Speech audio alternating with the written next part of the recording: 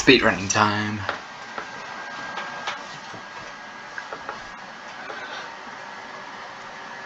I know what I've got to do.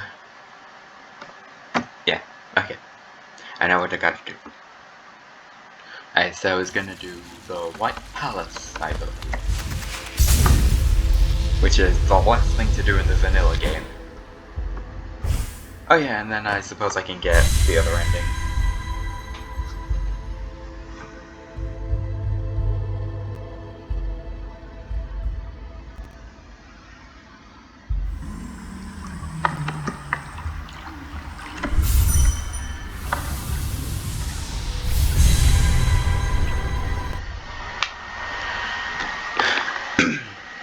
Alright. I'm not sure how long I'll be able to record, but for all I know, this might end 2 minutes in. I suppose I can just splice this one and the next one together. Yeah, in the station. Yeah, if I have to end like really quick, I can just cut this piece of cut this. English, please, I need you. Cut this one recording into the next one if it's too short. Sorry about that, I forgot to turn off Discord notifications. Hang on.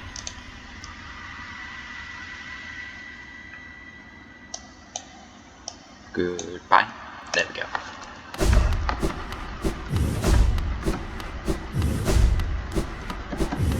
Thankfully, you can't see that many notifications in these recordings.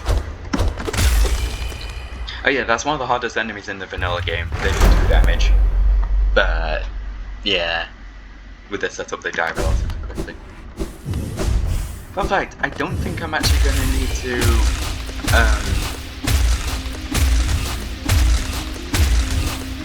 gonna need to change my setup in order to complete the series. There we go. I was just doing that for the journal entry.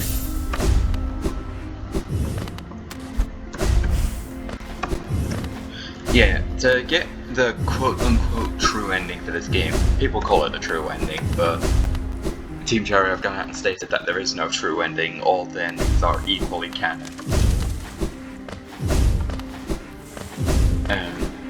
Yeah, to get the like happiest ending in the vanilla game, you have to beat this area. And that's the last of those enemies you'll see in the White Palace. Minus one area, but that was actually added in the Grunt Troop DLC. Yep, so as you can see, this place mainly consists of semi-difficult platforming challenges.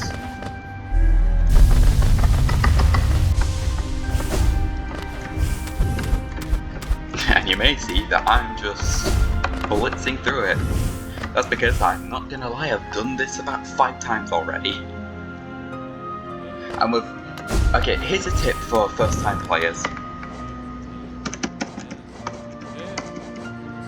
Hive blood. Basically what hive blood does is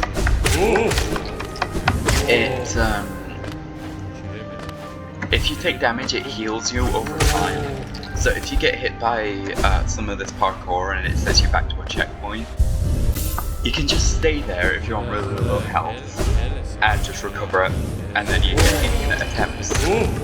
Okay, there we go, I've killed all those that I need to.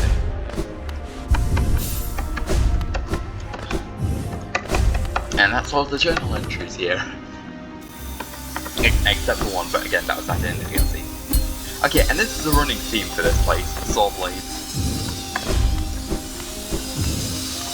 Now, I'm sorry to say, I don't know all the skips to the White Palace, but I do know a few of them. Oh, also, another good tip. If you're at a checkpoint and these guys are at them, don't kill them. You can dream hail them for infinite souls.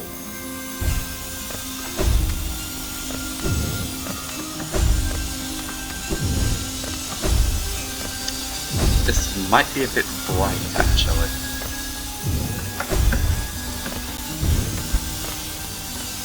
I don't remember it being this bright. Don't mind me just nearly messing up there. A lot of people struggle with that part, I'm not sure why.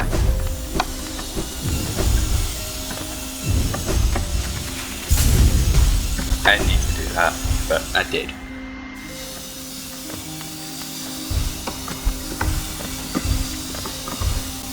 Now this is one of the more difficult parts of the game. Even I struggle on this part of it. Ah, gosh. It's recommended to have max health and soul when going into this area. Because, yeah, that makes it so you're able to take more hits. There we go.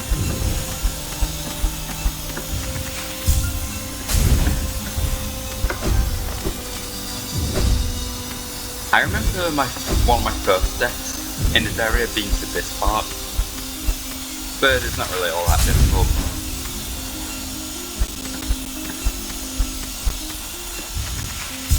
I'm pretty sure there's a way to practically skip this entire area, but I'm doing it just for that. Not to say cheating by skipping a bit is cheating, but yeah. I'm not against skipping those areas, it's just that I find these parkour challenges really fun, but if you're going for a speedrun, I completely understand skipping these sections at any possible part.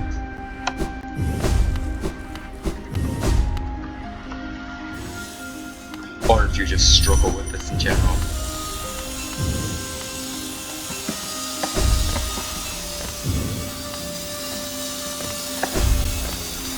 I remember struggling with that part too.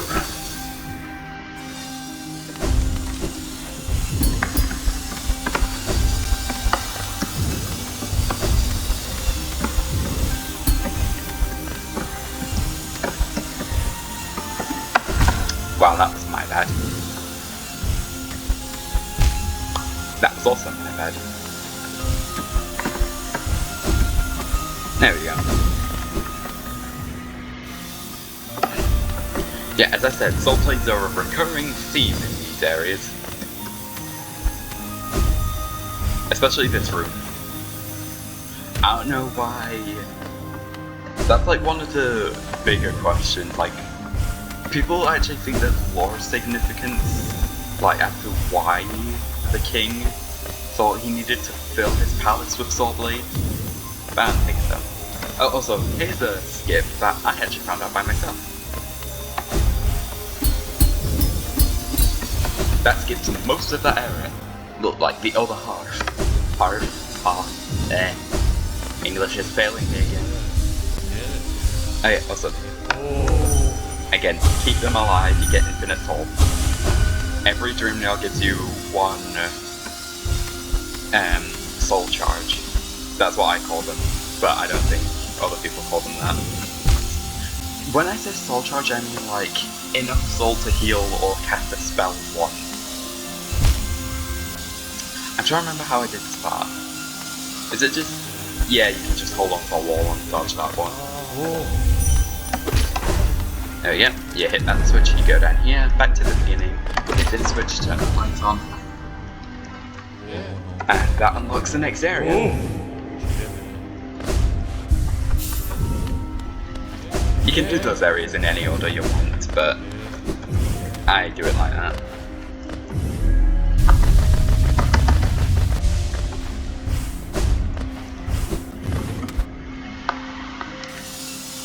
Alright, and here's a hidden area. That wall doesn't show any signs of damage when you hit it, but you hit it enough you can walk through it. And this is a DLC area. And as you can see, it's called the Path of Pain. It's called that for a reason. I shall do that afterwards. Okay? Story first, yeah.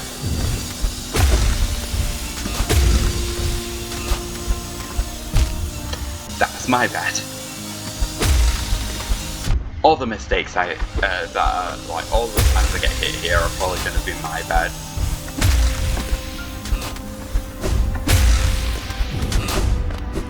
And there's a bench here, thankfully. Like, and I think I've got to a point where, like, every single mistake that's made isn't a case of, oh, I couldn't see that coming. It's more just like, oh yeah, by the way, here's another skip. That skips quite a bit of this area, actually. Also, fun fact, if you struggle getting past that sword, just spam crystal dash against the wall, and it won't hit you.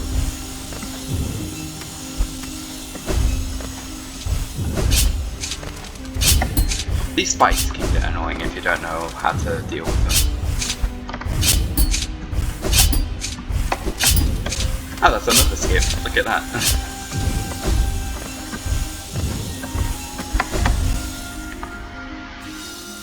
Actually, I think we're nearing the end of the White Palace already.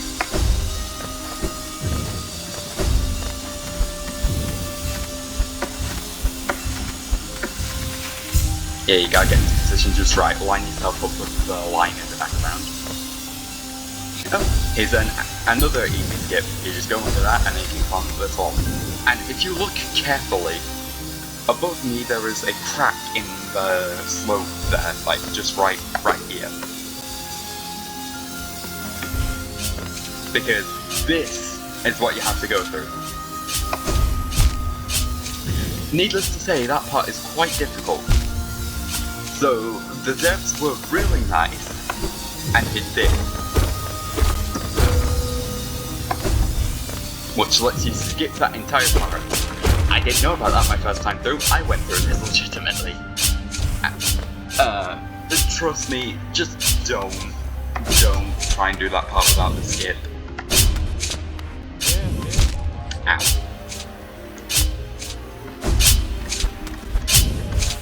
I messed up. Oh, no I didn't. There we go. That part's just all about timing. There we go, unlock that area. Here. I think this is the final part.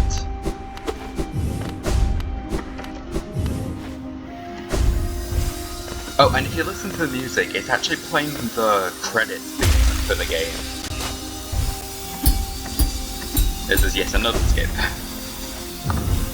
It's a small skip, but still a skip. Now I think it's a bit low. There you go.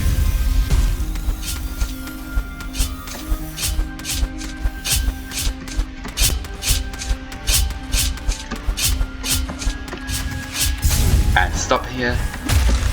There we go. Yep, this is it.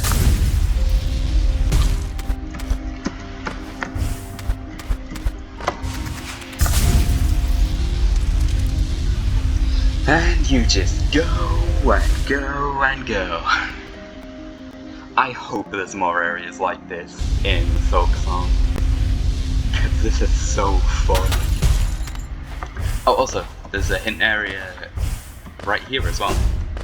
You may think, well, if that's the end, why is there a soul totem here? You know, why would they put a soul totem when you can't feasibly get hit unless you back travel? And that's because the game doesn't make the noise, but as you can see, there is a cracked floor here.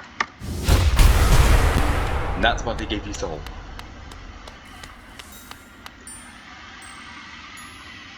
And you probably can't hear that, but that's like a music box version of the theme that plays when your shade is in the same room as you.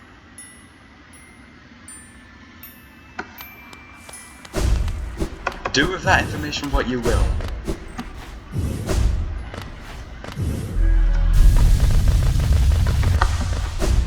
And there's also, yeah, here's the king, but if you grab the item from his body, then it will teleport you out of the White Palace, so you'll miss this.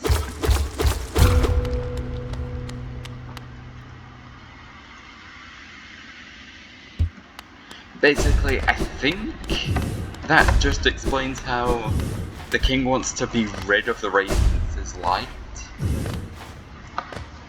And, it makes the kingdom live eternally. Anyways, yeah.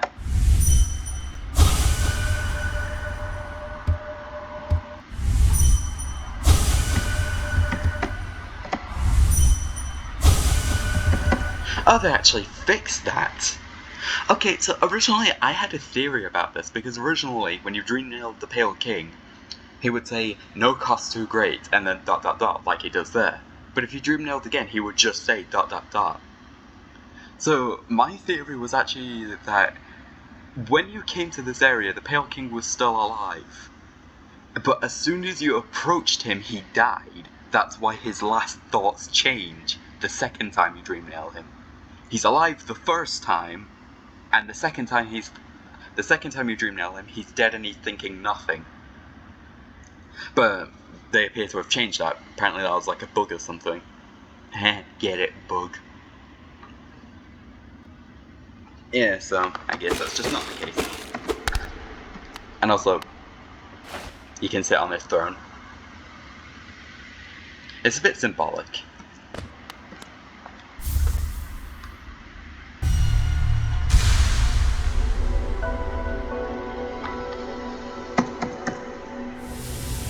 And that's the King's Soul Charm. The King's Soul Charm costs 5 notches, and it slowly gives you soul over time. It's not worth it, unless if you're going for a specific kill. Alright, now it's time for the DLC.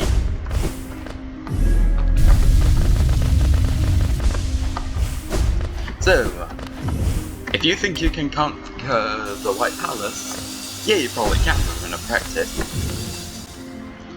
This area, the Path of Pain, I mean, that says it all. There's a secret sealed in here. Oh, kind developers. These soul totems have infinite soul. And as you can see, that's the soul totem of the Hollow Knight. Whilst the other ones are of the Pale King. The Pale King soul totems only granted you 5 hits worth of soul. These grant limitless. So, I will be silent during most of this, I think.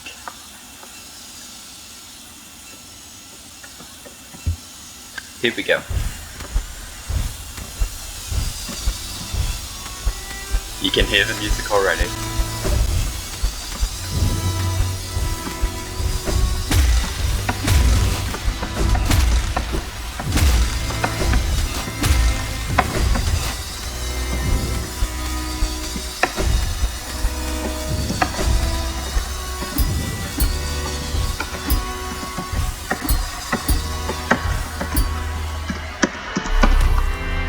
Checkpoint 1 reached.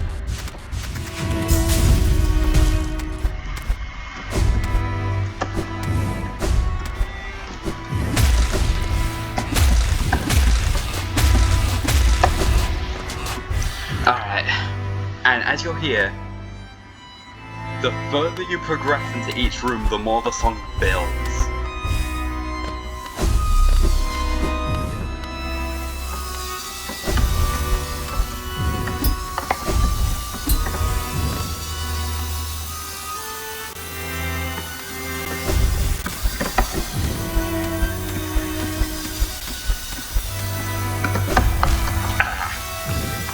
Oh, bad thing about this area.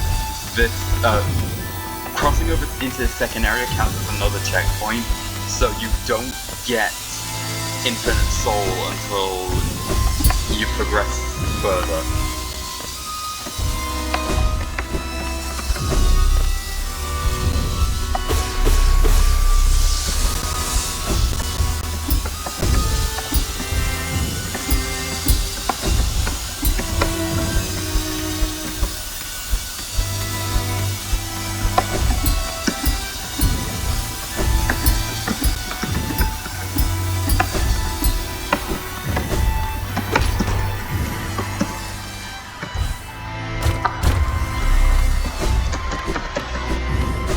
Next room. I love this so much. And not just because the music amplifies the feelings a lot, but honestly, I'm not sure whether I would, I'm not sure whether this music works better than complete silence during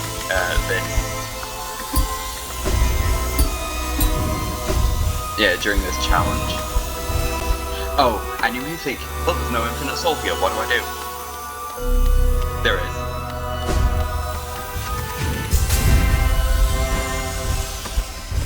Yeah, if you're unsure of yourself, just take high forward into this as well. It'll take a lot longer because regeneration on high forward is slow as hell, but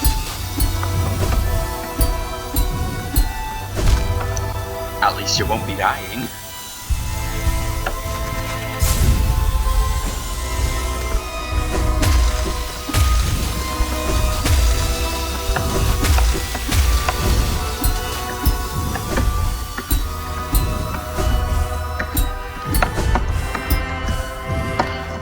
Just so you know, attempting this over and over and over again, despite getting hit all those times, is incredibly frustrating, believe me. But when you get it, it feels so good. In fact, this part down here with the double soul blade, that part screwed me up so much. Like the double soul blades on the ceiling right there. I have no idea why though, like, that one specific part was just unbelievably difficult to me. And here's the final room. But this one is a long one, and it requires a lot of memorization. I don't remember most of it, so wish me luck.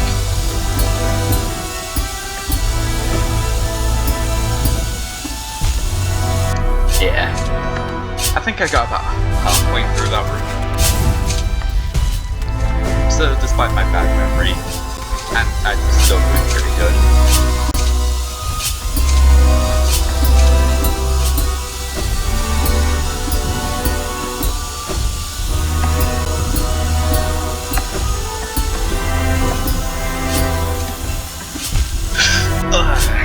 I swung a bit too early.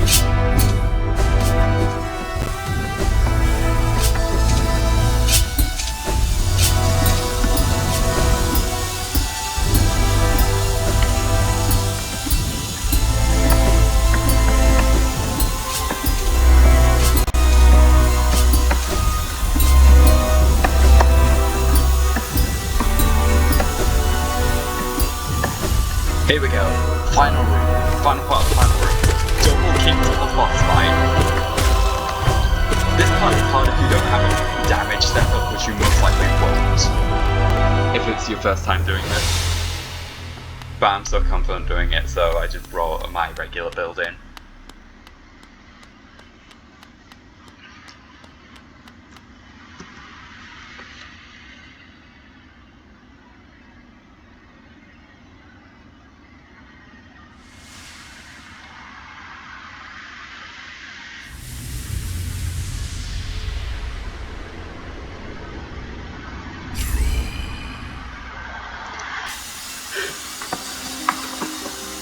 Now you may be thinking, is that it? Is that all you get for beating the hardest parkour challenge in the game? And to that I say, yes it is. And also, what do you mean is that it? People have been waiting for stuff like that forever. Like, ever since Hollow Knight first came out and then Hidden Dreams, the Hidden Dreams DLC. The community has wanted an answer like that for so long. And you may be wondering, what is that? Like, that's an answer? What do you mean?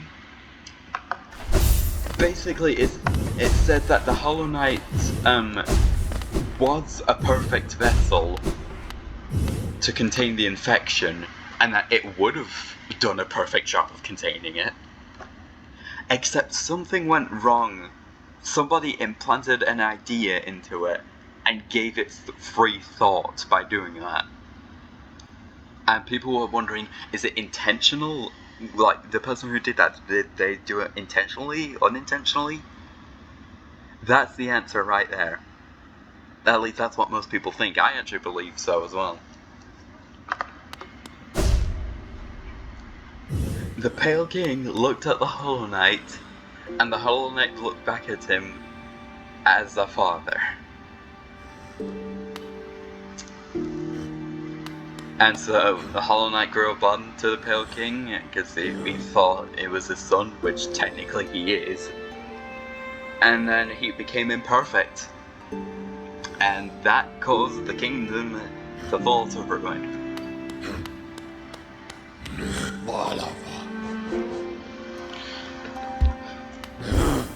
And now, I said that this charm was useless, but as you can see in the description, it opens the way to a birthplace. What does that mean? I will show you. This is the last thing required to do to fight the real final boss. To fight the real final boss, you have to get the King Soul and then do this.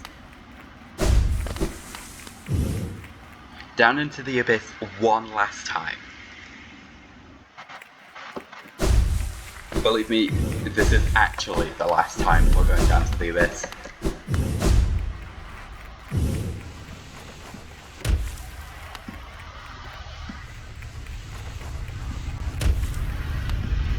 All the way down.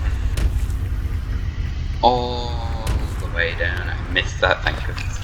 Oh, would you look at this? That opens up only if you have the King Soul equipped. You just gotta find your way through here. Oh, I hadn't actually killed enough shades. Or siblings, good to know. I believe there is an arcane egg down here as well. Yeah, right here. That's the last arcane egg you can get in the game. I think I've showed you where to get them all anyways. Oh yeah, I forgot I took off Mark and Pride, my range is crap.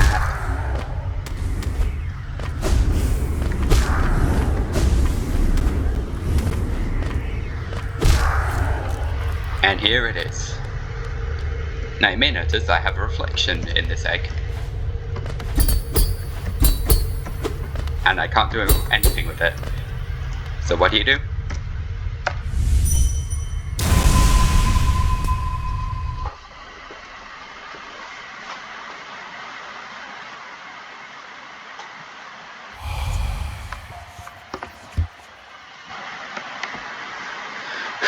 And this is one of the most emotional cutscenes I've ever seen in any game.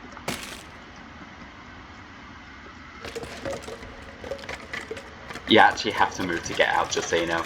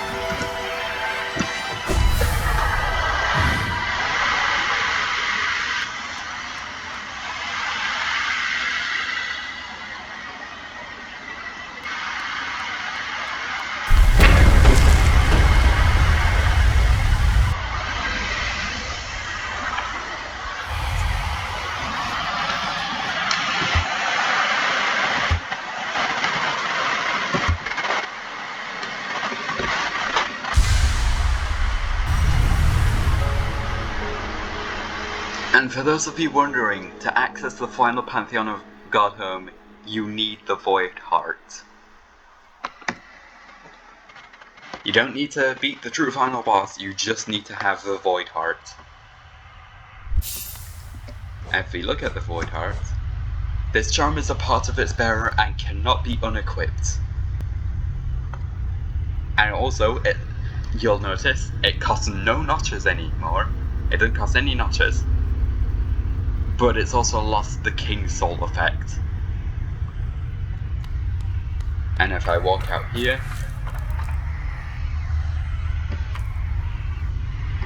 the siblings no longer attack me.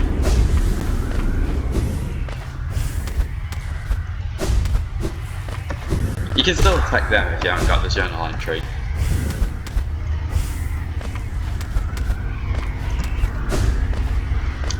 Well,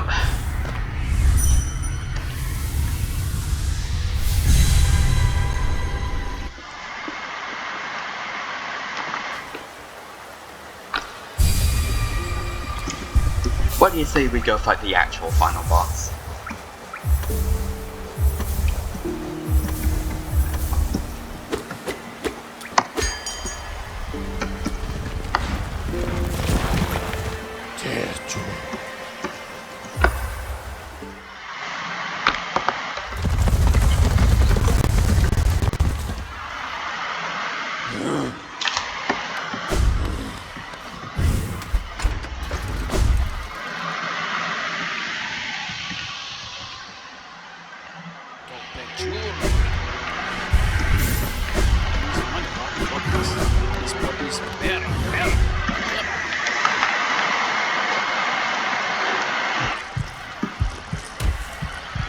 Now you may be thinking, what's the point? Like, you had like infinite soul for a bit, but like, what now? Like, do you just have to get soul like a normal pleb? The answer is yes, unless you have a different item, but I will show you that item next time. La fenu venido.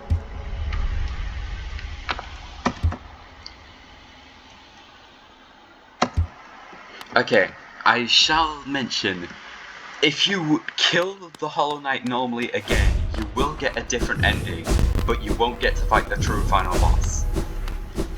In this ending, it ends the same as the other ending, except Hornet gets sealed inside the black egg with you, and she becomes a seal, which effectively makes the black egg impenetrable, and it makes the new vessel, unable to be killed.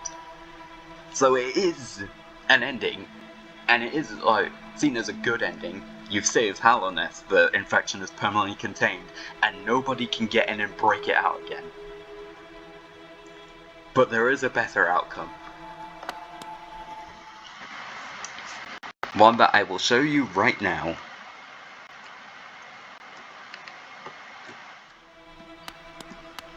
Oh, also, yeah, if you've broken the chains already, you won't need to break them again. He'll just be on the ground until you approach him. I'll just speed through the fight. You've seen the Pure Vessel. Pure Vessel is just a stronger version of this fight.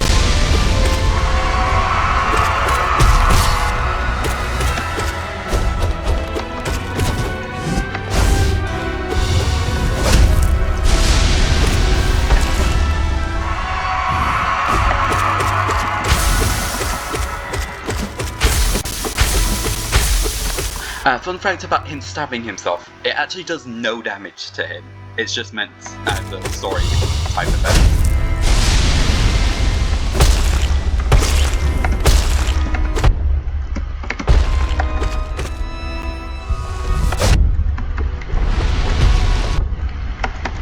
Wow, you have a lot more health in this phase than I remember. Okay, pro tip, when you get to this point, if you're going for the true final boss, don't heal. You get fully healed as soon as you encounter it. Get down! Okay, here's the point where you can continue attacking the Hollow Knight. If you do that, then you get the ending I spoke about. And the reason I paused it is because he'll also break out of Hornet's grip if you wait long enough.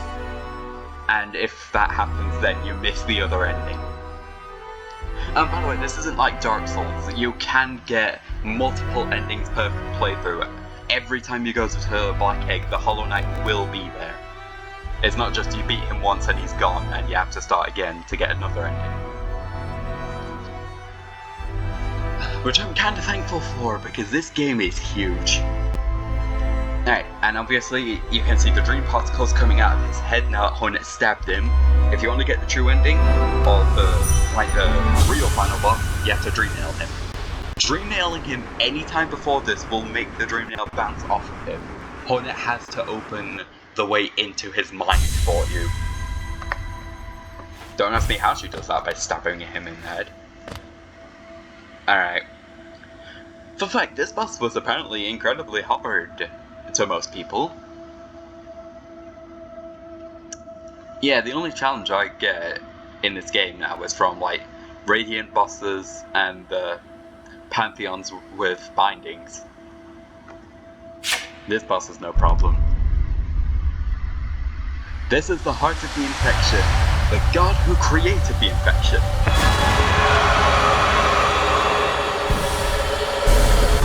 The Radiance. Also the god of dreams.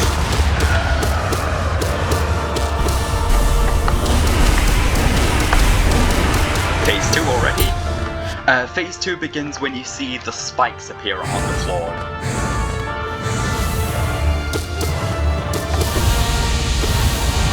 Phase 3 appears when the spikes go to either side of you, and Radiance floats in the middle.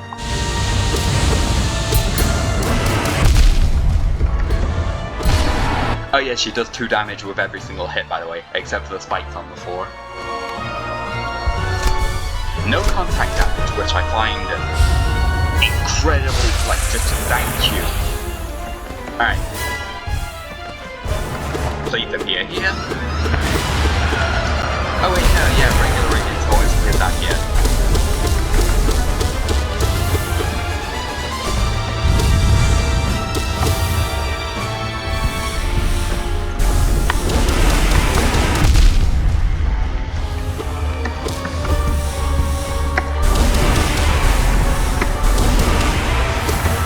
Final phase!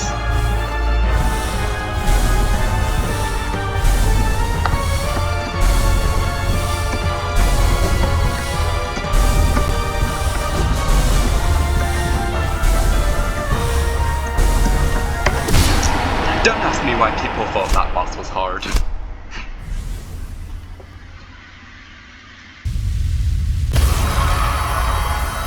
It does 2 damage, so what? Or she. The Radiance is canonically female. Get your genders right.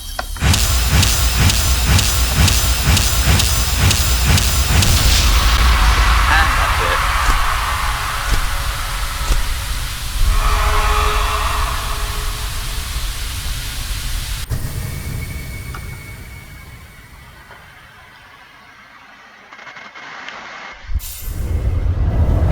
Moral of the story, don't misgender a god.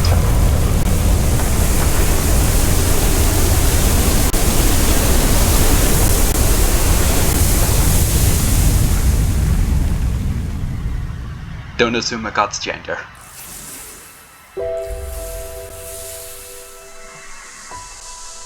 It normally starts lagging about here for me. But knowing this recording is not going to. Just to show me that I'm a liar.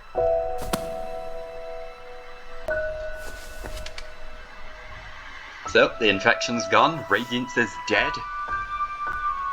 But so are you.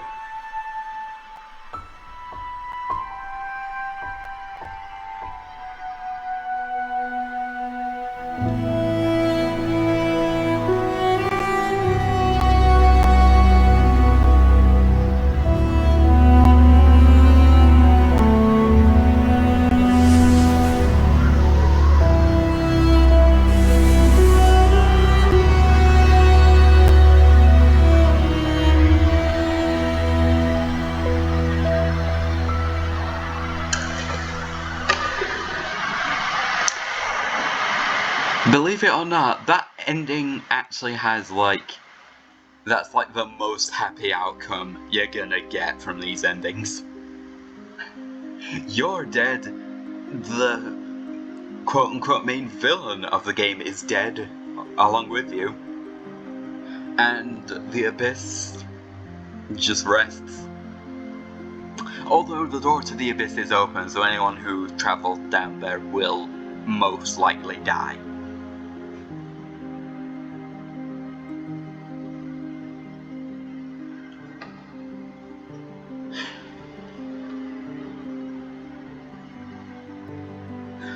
So, my thoughts on the normal game without the DLC. It was pretty good. Obviously the DLC makes it like even better. Like, the DLC bosses are some of the best bosses I've ever seen in a 2D game.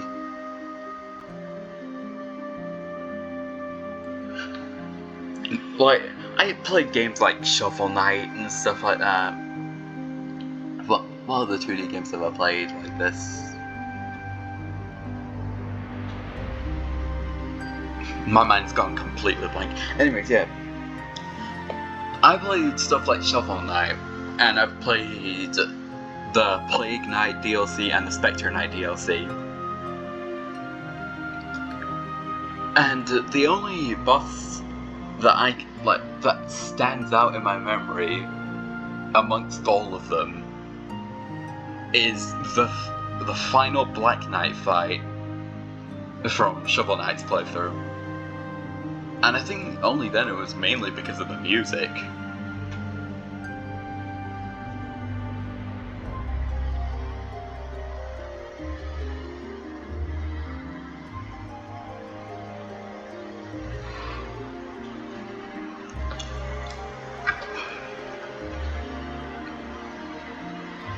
Oh yeah, also the Mega Man X titles.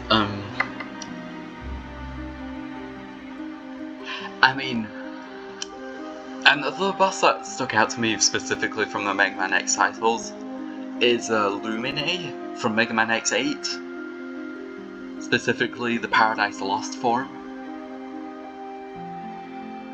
If you don't know, that's his second form. But again, that's mainly because of the music and stuff like that.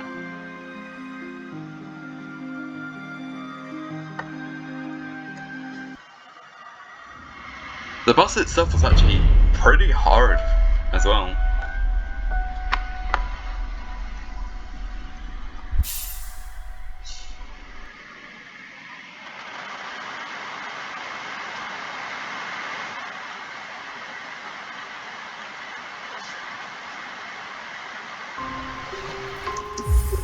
Alright. There's only one thing left to do now.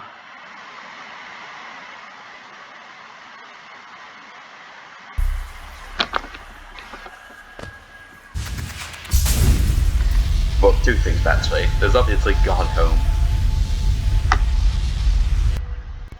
But then there's one more thing. Remember how I said the only thing you'll use Geo at this point in the game is for making your fragile charms unbreakable? Yeah, I was kind of wrong about that because I completely forgot about this one thing.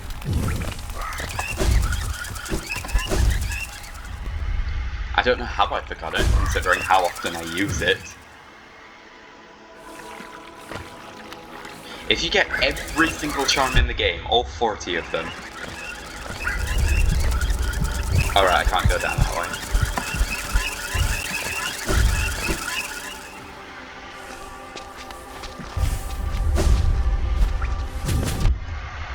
There's also a Hunter's Journal, but I would probably...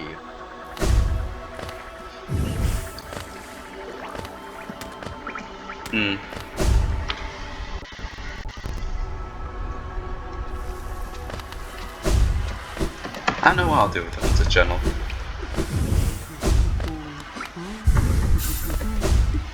Yeah, if you get all 40 charms and go to Salubra, you can get Salubra's Blessing for 800 Geo.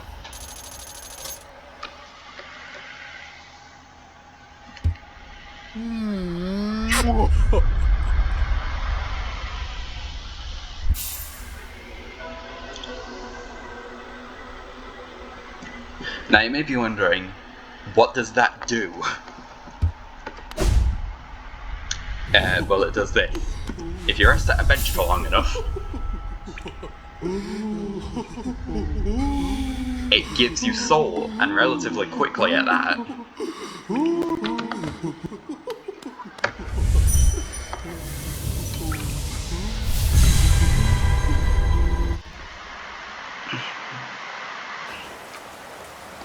Alright. Time to head on over to Godhome. I'll probably just do, like... Yeah, I'll probably just do a few of the... In fact, no, I'll try one of the Pantheons with all bindings, because we won't have enough time to do the final Pantheon. The final Pantheon has every single boss in the game in it, and also some bosses improved. Like, sometimes it has, like... Well, not sometimes. Yeah, some of the bosses are just replaced with completely new ones. Yes, there are completely new bosses in, like, in that one specific Pantheon, and no, they are not final bosses of the Pantheon.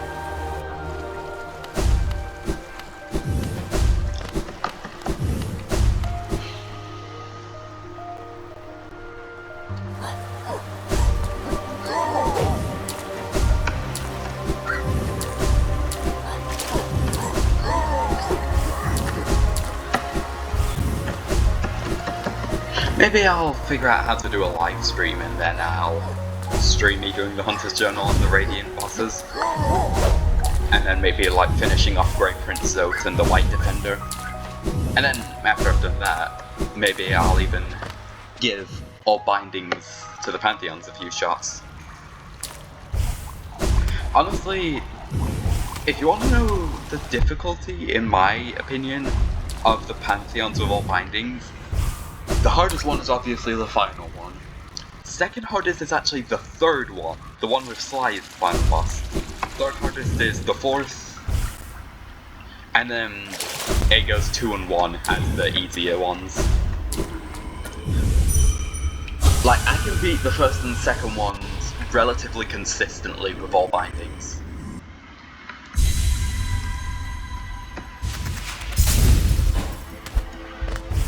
Obviously it takes a while, because you're doing considerably less damage, but still.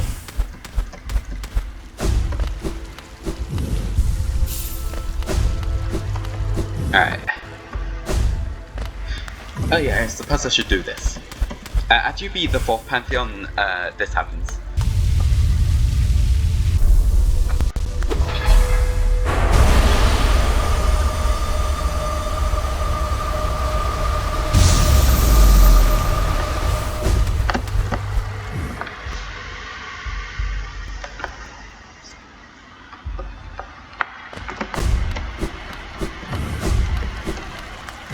And there's a spring here.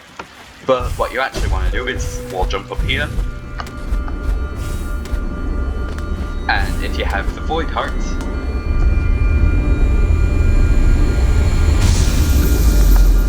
Pantheon of Hallowness.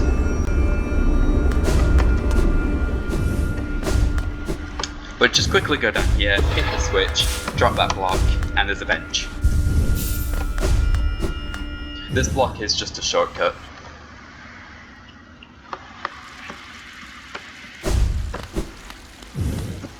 Alright, time for the first Pantheon. It doesn't matter what my charms are because, well, obviously, the bindings prevent me from using charms. Alright, I'll be silent throughout most of this probably. You can see how hard it is.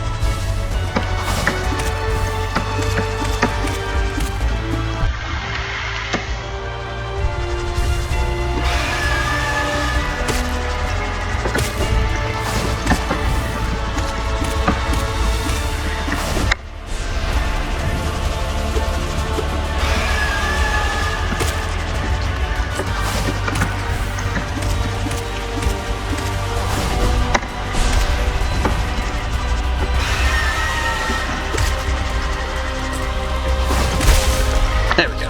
First one down.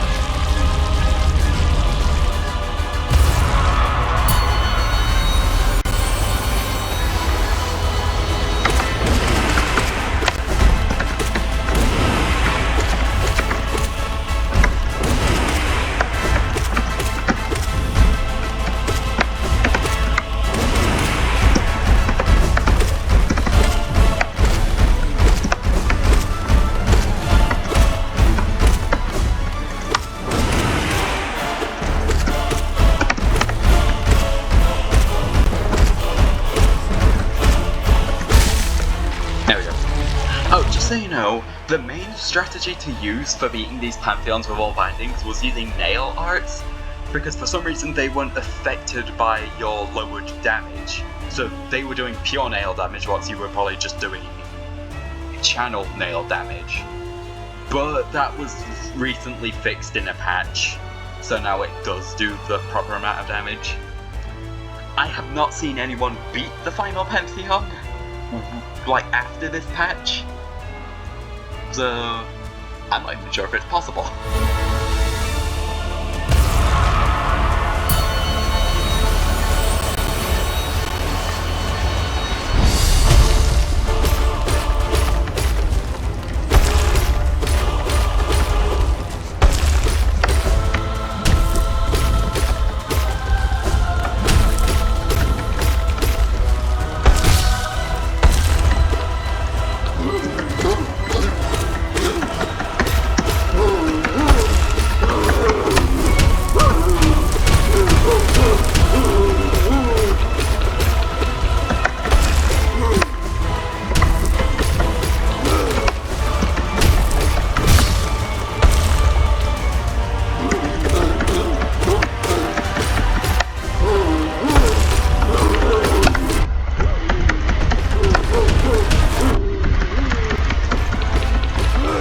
Don't worry, that damage is intentional. Because if you remember, infinite soul after he falls down the last time.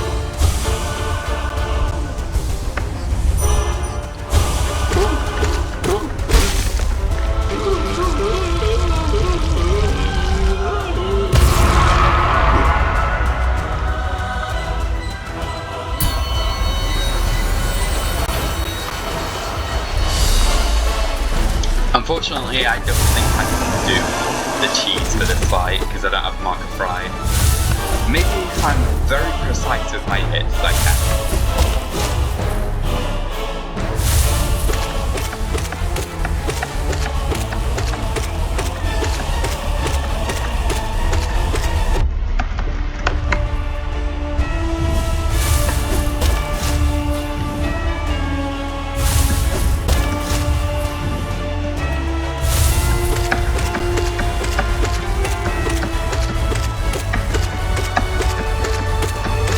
There we go.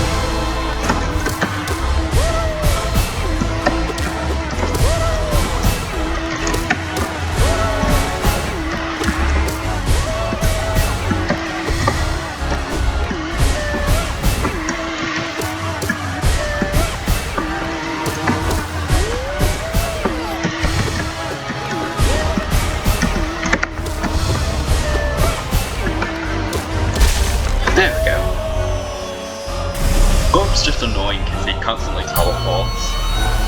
That's why it's all about patience and all about beast mode.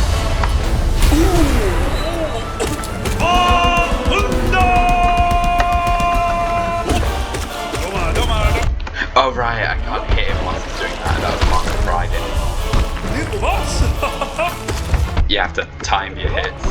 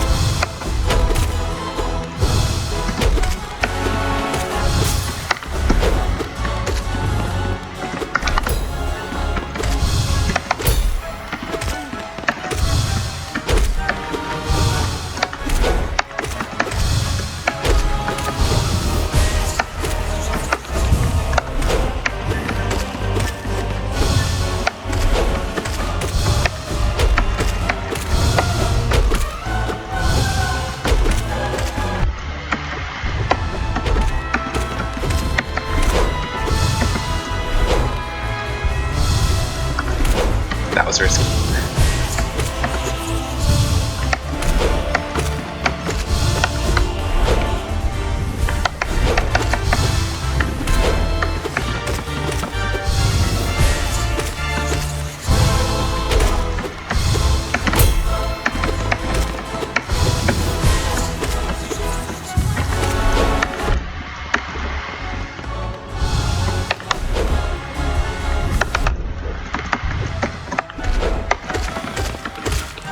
There we go.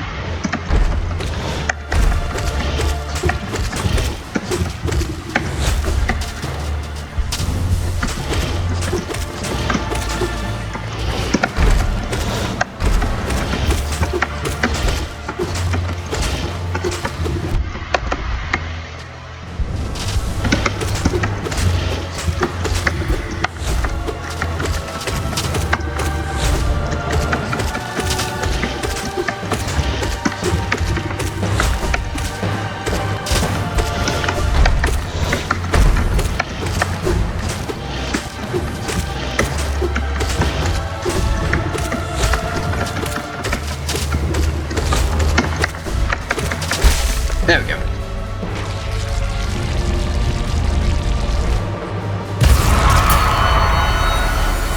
Final boss of Pantheon 1, here we go.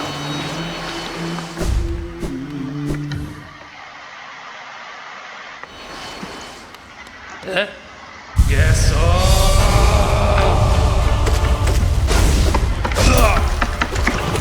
To this fight you mainly want to use spells since they aren't debuffed.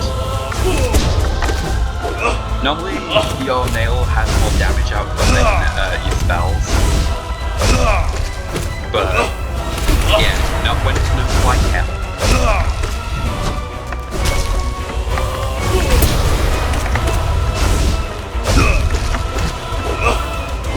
also use Descending Dark as much as possible. Invincibility frames are important.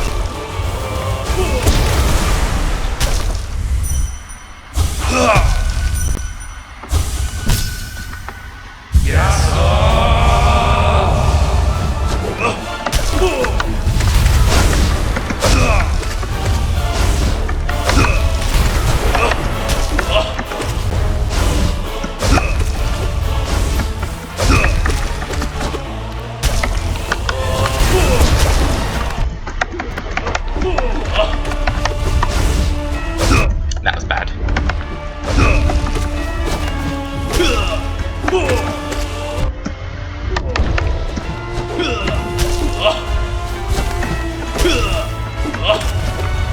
Don't worry, I can recover.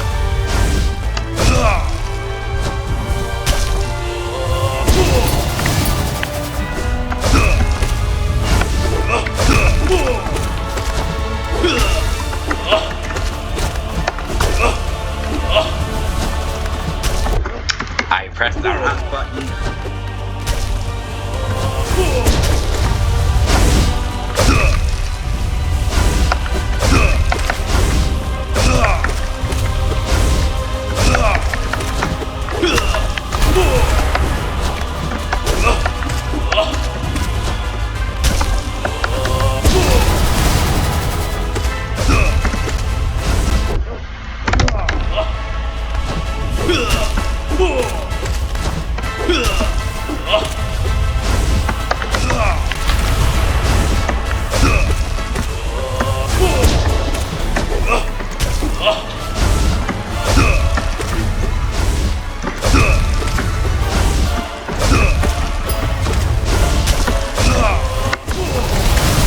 There's Oro down.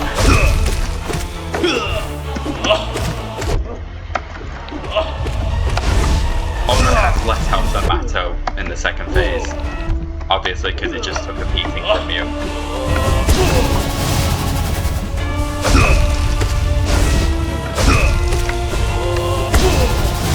It's a lot easier to heal when there's only one attacking, as you can see.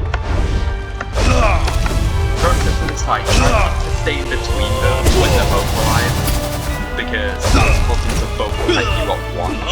But that's also a good way of opening a chance to heal, because if they're both attacking an area where you're not standing, then it's just easy to get a heal on. There you go, that's the first Pantheon, all bindings done. Finner. Make sure to bow to your masters.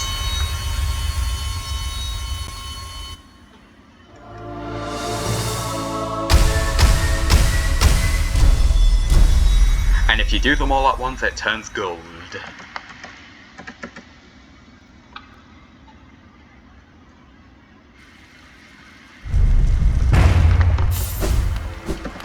And as you can...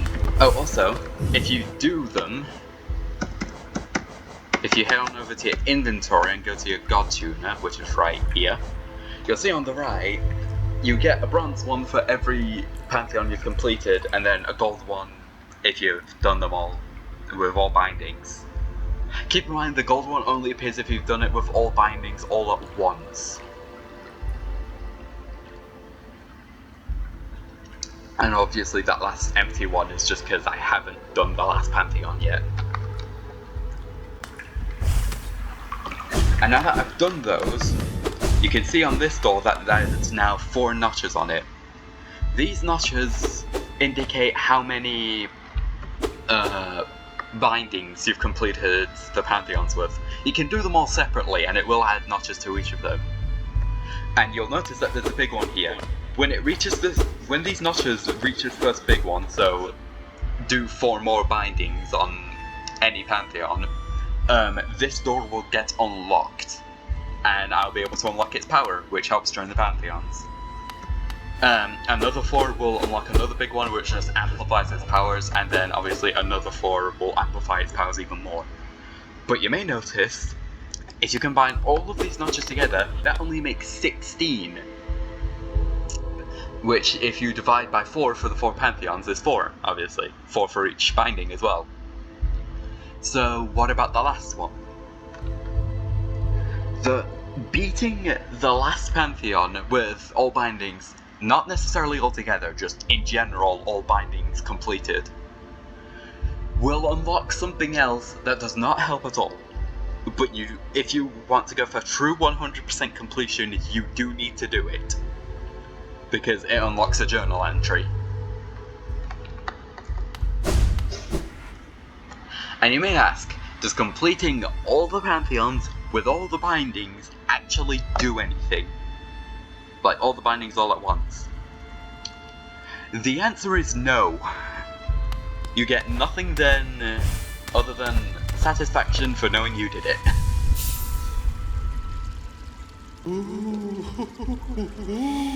I know, it's the greatest reward of all.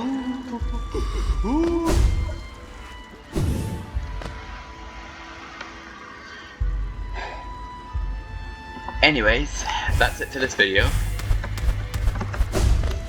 I'll see you all next time.